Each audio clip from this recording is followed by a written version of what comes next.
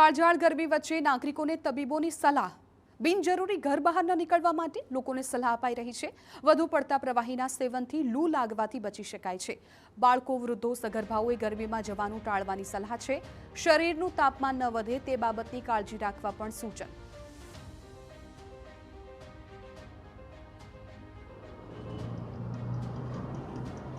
असह्य गर्मीનો સામનો લોકો કરી રહ્યા છે ત્યારે આ ગરમી સૌ કોઈને દઝાડી રહી છે। લોકોએ કયા પ્રકારની સાવચેતી રાખવી જોઈએ? આપણી સાથે છે ડૉક્ટર કુબાવત સાહેબ, તેમની સાથે વાત કરીશું। સાહેબ, ખાસ તો જે રીતે ગરમી વધી રહી છે, કઈ કઈ બાબતોનું ધ્યાન રાખીએ તો આ ગરમીથી કેટલેક અંશે હાશકારો મેળવી શકાય? યસ જિગ્નેશભાઈ, તો આપણે જોઈએ છે કે આજકાલનું જે એમ્બિયન્ટ ટેમ્પરેચર છે એ ઓલમોસ્ટ 40 ડિગ્રીઝ પ્લસ જઈ રહ્યું છે। તો અને ખાસ કરીને બપોરના ટાઈમમાં તો 12 થી 4ના પીરિયડમાં ખાસ કરીને જે લોકો એટલે રિસ્ક છે એ લોકોએ આ 12 થી 4ના સમયમાં બહાર ન નીકળવું જોઈએ અને ખાસ કરીને શેડની અંદર રહે, ઘરની અંદર રહે, ઇવન બગીચામાં પણ અથવા તો બહાર રોડ ઉપર ન નીકળે તો વધારે સારું। કયા કયા એવા વ્યક્તિઓ છે કે જેમણે આ બાબતનું ધ્યાન રાખવું જોઈએ જ્યારે ગરમીનો પારો વધી ગયો હોય ત્યારે તેઓએ બહાર ન નીકળવું કે કયા પ્રકારની સાવચેતી રાખવી? કયા હાઈ રિસ્કમાં કયા વ્યક્તિઓ ગણાય છે? તો ખાસ કરીને આપણે એજ ગ્રુપમાં જોઈએ તો ખાસ કરીને જે બાળકો છે, સ્કૂલ ગોઈંગ ચિલ્ડ્રન્સ છે, એ લોકોએ આ ટેમ્પરેચરથી અવોઇડ થવું જોઈએ, ખુલ્લામાં ન રમવું જોઈએ। ઓલ્ડ એજના જે માણસો છે, સિનિયર સિટીઝન્સ છે, એ લોકોએ પણ ખાસ કરીને આ ટેમ્પરેચરમાં બહાર એક્સપોઝ ન થવું જોઈએ અને ખાસ કરીને પ્રેગ્નન્ટ લેડીઝ જે છે અને નાના બાળકો છે એની સાથે એ લોકોએ આ ટેમ્પરેચરથી અવોઇડ કરવું જોઈએ અને ઇન્ડોર્સમાં રહેવું જોઈએ આ ટાઈમ પીરિયડમાં।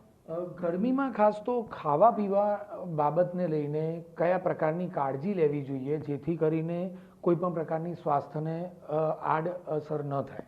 રાઈટ। સો હાઈ ટેમ્પરેચરને કારણે ખાસ કરીને સિવિયર ડિહાઇડ્રેશન થતું હોય છે। તો ડિહાઇડ્રેશન ન થાય એટલા માટે ખાસ કરીને ઠંડુ પાણી છે, નાળિયેર પાણી છે, લીંબુ પાણી છે અને ખાસ કરીને છાશ, આવા પદાર્થો ફ્રિકવન્ટલી જો માણસો પીતા રહે અને ફાસ્ટ ફૂડને જો અવોઇડ કરે કે જેને કારણે દેર આર ચાન્સીસ કે એ લોકોને ડાયરિયા, વોમિટિંગ થઈ શકે। તો ડાયરિયા અને વોમિટિંગ ન થાય એટલા માટે ફાસ્ટ ફૂડ છે, સ્ટેલ ફૂડ છે, સ્ટોર્ડ ફૂડ છે, આ ફૂડ અવોઇડ કરે તો એને કારણે થતા ડાયરિયાને કારણે ડિહાઇડ્રેશનથી એ બચી શકે। ક્યારે લૂ લાગી કહેવાય? વ્યક્તિને ખબર ક્યારે પડે કે તેને લૂ લાગી છે અને તેણે કાં તો હોસ્પિટલે જવું જોઈએ અથવા તો કેટલાક પ્રિકોશન રાખવા? રાઈટ।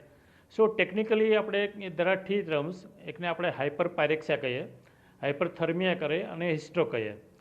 તો હાઇપરથર્મિયા એટલે ટેમ્પરેચર જ્યારે 98 ડિગ્રી કરતાં વધારે કોર ટેમ્પરેચર વધે તો આપણે એને હાઇપરથર્મિયા કહીએ। હાઇપર પાયરેક્સિયા એટલે કોર બોડી ટેમ્પરેચર જ્યારે 105 ડિગ્રીથી વધે તો એ તમારા મલ્ટિપલ ઓર્ગન્સને ડેમેજ કરી શકે, તો એને આપણે હાઇપર પાયરેક્સિયા કહીએ। અને હીટ સ્ટ્રોક ઇઝ એક્સ્ટ્રીમ, કે જ્યારે આપણે પોતાની બોડી પોતાના ટેમ્પરેચરને જ્યારે કંટ્રોલ ન કરી શકે એને આપણે હીટ સ્ટ્રોક કહીએ। તો આને કારણે તમારા બ્રેઇનને, હાર્ટને, કિડનીને, લીવરને અને લંગ્સને સિવિયર ડેમેજ થઈ શકે। સો આ ટેમ્પરેચર આપણે અવોઇડ કરવું જોઈએ। ટૂંકમાં કહીએ તો આ હતા ડૉક્ટર કિરીટ કુબાવત સાહેબ કે જેમણે સ્પષ્ટ કહ્યું કે શરીરના તાપમાન બાબતે પણ લોકોએ જાગૃત રહેવાની જરૂર છે। શક્ય હોય ત્યાં સુધી ગરમીમાં બહાર ન નીકળવું જોઈએ, સાવચેતી રાખવી જોઈએ, વધુ પડતું પ્રવાહી પીવું જોઈએ અને આવી કેટલીક નાની મોટી બાબતોની જો કાળજી રાખવામાં આવે તો ગરમીથી લૂ લાગવાની જે ઘટના છે તેનાથી કેટલેક અંશે બચી શકાય છે। કેમેરામેન અરવિંદ સાથે જિગ્નેશ પટેલ, TV9 અમદાવાદ।